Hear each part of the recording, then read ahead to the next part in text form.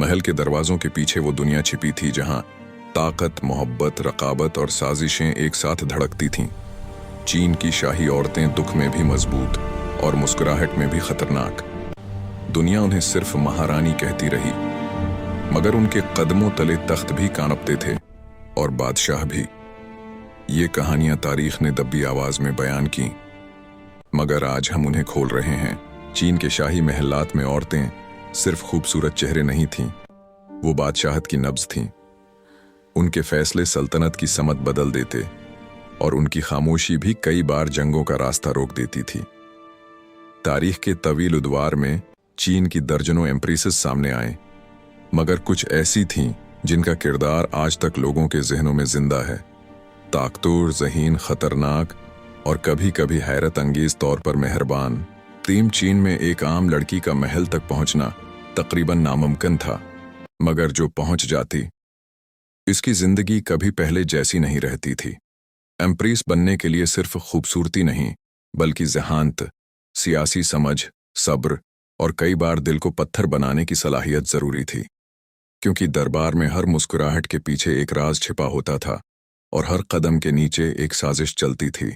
सबसे पहले बात करते हैं एम्प्रेस लोजी की, वो औरत जिसने हान डायनेस्टी की बुनियादों में अपनी हिकमत का लोहा मनवाया। वो पहले सिर्फ एक आम सी कनीज थी, मगर ज़हानत ऐसी कि वजीर भी उसके आगे खामोश हो जाते थे। उसने बादशाह के बाद रियासत को संभाला, दुश्मनों को शिकस्त दी और हान सल्तनत को मजबूत बनाकर तारीख में अपना नाम कंदा कर दिया। फिर आती है चीन की सबसे खौफनाक मगर सबसे ताकतवर औरत, वो ज़ितियान।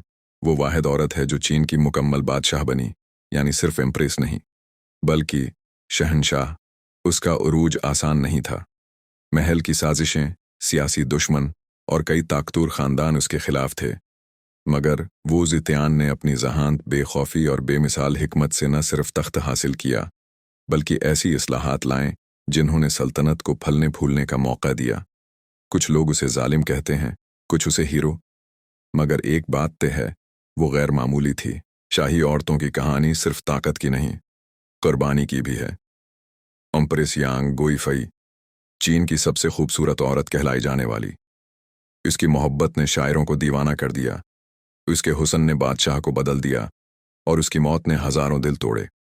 वो रक़स करती थी तो दरबार की फ़ज़ा बदल जाती थी।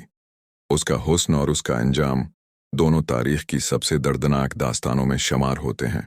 एम्प्रेस डाओ की कहानी मुख्तलिफ है। वो न लड़ती थी, न शोर मचाती थी, मगर उसकी खामोशी ने सल्तनत को अमन दिया। उसने तालीम, इखलाकियात और इंसाफ को फ़रोग दिया। सादगी उसकी ताकत थी और इस्तेहकाम उसकी पहचान। शाही औरतों में कुछ ऐसी भी थीं जिन्होंने पर्दे में रहकर सल्तनत चलाई, जैसे एम्प्रेस सीसी। वो पर्दा नशीन थी, मगर चीन के फौजी निज़ाम, तिजारत और सफारतकारी पर उसकी गिरफ्त फौलादी थी। उसने कमज़ोर सल्तनत को टूटने से बचाया, चाहे तरीक़े कभी सख्त क्यों ना हो गए हों। इन औरतों की कहानियों में एक चीज़ मुश्तरक है, ताकत के पीछे छिपा हुआ दर्द। उन्हें न सिर्फ दरबार के अंदर की साजिशों का सामना करना पड़ता था, बल्कि रियासत, ख़ानदान और अपनी इज्जत की हिफाजत भी करनी पड़ती थी। बादशाहों के पीछे वो खामोश मगर मजबूत सितून थीं, जो न होते तो सल्तनतें बहुत पहले गिर चुकी होतें। महल की राहदारियां उनकी चाप पहचानती थीं, दरबार उनकी आंखों की चमक से चलता था और तारीख उनकी खामोश दुआओं और सख्त फैसलों के दरमियान बंधी हुई है। चीन की शाही औरतें सिर्फ तारीख का हिस्सा नहीं, वो खुद तारीख लिखने वाली थीं। ये वो हकीकत है जिसे आज दुनिया जानती है। चीन के तख्तों को बादशाहों ने संभाला, मगर उन्हें मजबूत शाही औरतों ने बनाया था।